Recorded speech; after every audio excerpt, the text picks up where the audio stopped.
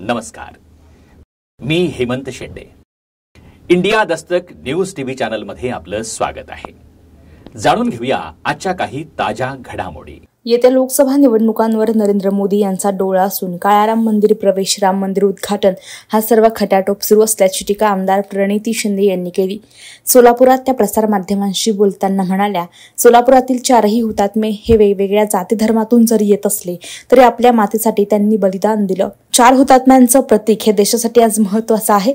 या मातृभूमीने कधी भेदभाव केला नाही. ज्यांनी मातृभूमीसाठी रक्त वाहिली त्यांच्या रक्ताची कधीच जात-पात जमात नव्हती. आपल्या शेवटच्या श्वासापर्यंत आपण मातृभूमीसाठी काम करत आहोत.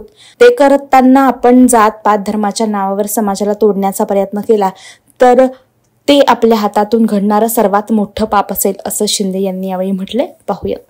आणि दिलं 4 जण हे सर्व धर्म समभावचे प्रतीक, वेगवेगळ्या धर्माचे जातीचे, तरी ह्या मातृभूमीसाठी बलिदान देणारे हे 4, ज्याच्यासाठी आपलं गाव, आपलं शहर हे नामवंत आहे.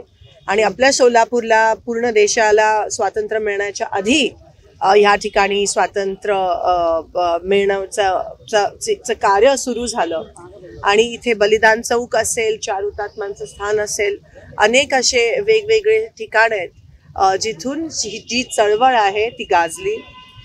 आज या 4 हुतात्म्यांना आम्ही अभिवादन करतो आणि श्रद्धांजली अर्पित करतो. आणि हेच प्रतीक आता ह्या देशामध्ये खूप महत्त्वाचं आहे, कारण का ह्या मातृभूमीनी कधी कोणात भेदभाव केला नाही आहे. या मातृभूमीसाठी अनेकांनी जे बलिदान दिलं त्यांच्या रक्ताचं कधी जात पात आणि जमात नव्हते. आणि हे ह्या काळात ह्या देशात आज खूप महत्त्वाचं आहे. धर्माच्या पलीकडे जाऊन, जातीच्या पलीकडे जाऊन आपण सगळे एकत्रित आहोत आणि ह्या देशाला अखंड ठेवण्यात आपला सगळ्यांचा सिंहाचा वाटा राहिला पाहिजे आणि असणार आहे.